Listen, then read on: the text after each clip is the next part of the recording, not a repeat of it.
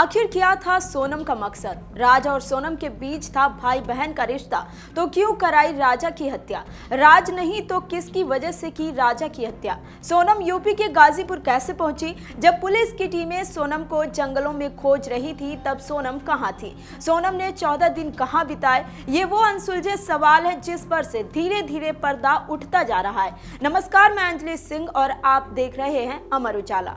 राजा हत्याकांड की मास्टरमाइंड सोनम को गिरफ्तार किया जा चुका है। कई दिन से सोनम पुलिस की गिरफ्त में है। पुलिस लगातार पूछताछ कर रही है और इस पूछताछ में जो सच एक के बाद एक सामने आ रहे हैं वो बेहद ही चौंकाने वाले हैं। बता दें कि राजा रघुवंशी की हत्या की गुत्थी अब धीरे धीरे खुलने लगी है। मेघालय के ईस्टर्न रेंज के डीआईजी डेविस एन.आर. मराक ने गुरुवार को खुलासा किया कि राजा रघुवंशी हत्याकांड में 2 आरोपियों सोनम रघुवंशी और राज कुशवाहा ने राजा रघुवंशी की कथित हत्या की साजिश में शामिल होने की बात कबूल कर ली है। मराक ने कहा कि उन्होंने सिर्फ साजिश में शामिल होने की बात स्वीकार की है। मराक ने बताया कि फिलहाल 5 आरोपियों से अलग अलग पूछताछ की जा रही है और इसके बाद ही आमने सामने बैठाकर पूछताछ की जाएगी। उन्होंने कहा कि राज और सोनम में अवैध संबंध थे। उन्होंने बताया कि सोनम का प्रेगनेंसी टेस्ट कराया गया था लेकिन वो गर्भवती नहीं है। उन्होंने कहा कि अगर जरूरत पड़ी तो सोनम को न केवल इंदौर बल्कि जहां भी ले जाने की जरूरत पड़ेगी ले जाया जाएगा। बता दें कि अब तक की जांच में सामने आया है कि शिलांग के बंद पार्किंग यार्ड में राजा रघुवंशी की हत्या के बाद सोनम रघुवंशी ने 14 दिन इंदौर में बिताए। वो सिलीगुड़ी से ट्रेन में बैठकर 25 मई को इंदौर आ गई थी। वो एक किराए के फ्लैट में रुकी थी। बताया जा रहा है कि फ्लैट उसने ही किराए पर लिया था। इंदौर में रहकर वो मीडिया में चल रही राजा के मर्डर की खबरों पर नजर रखती थी। जब उसे भनक लगी कि शिलांग पुलिस को कुछ सुराग हाथ लगे हैं तो फिर राज ने उससे कहा कि वो इंदौर में सेफ नहीं है। फिर वो 7 जून को इंदौर से राज के पैतृक गांव रामपुर के लिए रवाना हुई, लेकिन 8 जून की रात को फिर गाजीपुर के ढाबे में चली गई क्योंकि उसे पता चल गया था कि इंदौर में राज कुशवाहा और बाकी 3 साथियों को पुलिस ने पकड़ लिया है।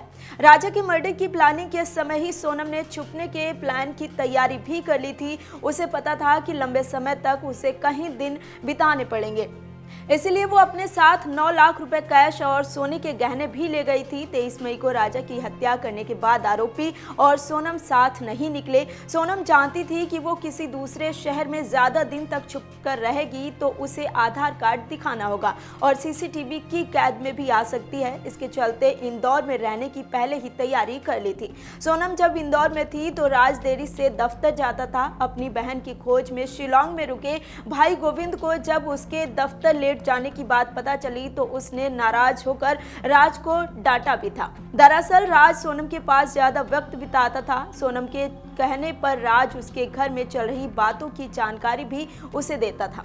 बता दें कि डीआईजी डेविस एन.आर. मराक ने बताया कि राज सोनम को मास्टरमाइंड बता रहा है और सोनम राज पर उंगलियां उठा रही है। जब तक उनके बयान मेल नहीं खाते पूछताछ जारी रहेगी। हत्या के पीछे की मंशा समझने के लिए असली मास्टरमाइंड की पहचान करना बेहद जरूरी है। उन्होंने ये भी कहा कि जब तक पुलिस को यकीन नहीं हो जाता कि सभी आरोपी सच बता रहे हैं तब तक पूछताछ खत्म नहीं होगी। हमें असल में पता करना है कि मास्टरमाइंड कौन है। उन्होंने बताया कि जांच के शुरुआती चरण में पुलिस को सोहरा के एक होमस्टे से एक सूटकेस मिला था जहां राजा और सोनम ठहरे थे। सूटकेस के अंदर एक मंगलसूत्र और एक अंगूठी मिली। इससे संदेह हुआ कि सोनम उस समय जीवित हो सकती थी। आखिर एक पर्यटक सिर्फ सैर सपाटे के लिए जाते हुए अपना मंगलसूत्र क्यों छोड़ जाएगा?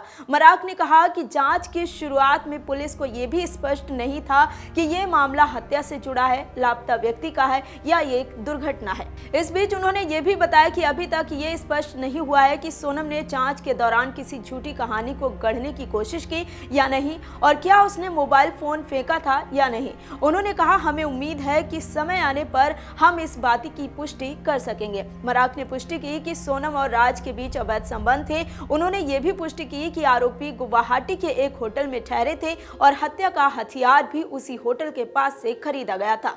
उन्होंने कहा अगर जरूरत पड़ी तो वहां जाकर भी पूछताछ की जाएगी। एक सवाल के जवाब में मराक ने बताया कि अब तक की जानकारी के अनुसार तीनों आरोपी सोनम और राजा के साथ साथ यहां पहुंचे थे। पूछताछ के बाद अगर पुलिस को जरूरत होगी तो क्राइम सीन भी क्रिएट किया जाएगा। मराक ने यह भी कहा कि सोनम थोड़ा इमोशनल दिखाई दे रही थी, लेकिन दावे से नहीं कह सकते कि वाकई इमोशनल है या फिर नाटक कर रही है। एसआईटी सभी से अलग अलग पूछताछ कर रही है। मेघालय में हनीमून के दौरान व्यवसायी राजा रघुवंशी की हत्या के मामले में जांच में सामने आया है कि हत्या की तीनों आरोपी गुवाहाटी के पान बाजार स्थित एक लॉज में ठहरे थे। आकाश राजपूत, विशाल सिंह और आनंद कुर्मी नाम के इन तीनों आरोपियों ने 19 मई की रात 8:30 बजे खुद को छात्र बताते हुए एक लॉज में कमरा लिया था। अगले दिन यानी 20 मई की सुबह 5:30 बजे ये लोग शिलोंग के लिए रवाना हो गए। ये घटना हत्या से ठीक 3 दिन पहले की है। पुलिस पूछताछ में ये भी पता चला है कि सोनम रघुवंशी 26 मई को वो गुवाहाटी के रास्ते इंदौर पहुंच गई थी। 8 जून तक वो इंदौर में रुकी रही, राज कुशवाहा के संपर्क में रही। पूरी उठापटक पर उसकी नजर थी। उसे जब अंदेशा हुआ कि पुलिस इंदौर तक पहुंच सकती है तो वो गाजीपुर पहुंची। वहां से कुछ दूरी पर राज का पैतृक गांव था। हालांकि पुलिस ने जब तक 3 आरोपियों को इंदौर से हिरासत में ले लिया तो सोनम ने भी सरेंडर कर दिया। दूसरी तरफ राज की मां और उसकी बहन राज को बेगुनाह बता रही है। राज की मां का कहना है कि उनका बेटा इतनी बड़ी साजिश नहीं रच सकता है। वहीं राज की बहन का कहना है कि सोनम खुद को बचाने के लिए झूठ बोल रही है। उन दोनों के बीच भाई बहन का रिश्ता था। फिलहाल इस पूरी मर्डर मिस्ट्री पर आपका क्या कुछ कहना है, हमें कमेंट में जरूर बताएं। अगर आप ये वीडियो YouTube पर देख रहे हैं तो हमारे चैनल को सब्सक्राइब करें और बेल आइकन को दबाना ना भूलें। अगर आप Facebook पर ये वीडियो देख रहे हैं तो हमारे पेज को लाइक करें।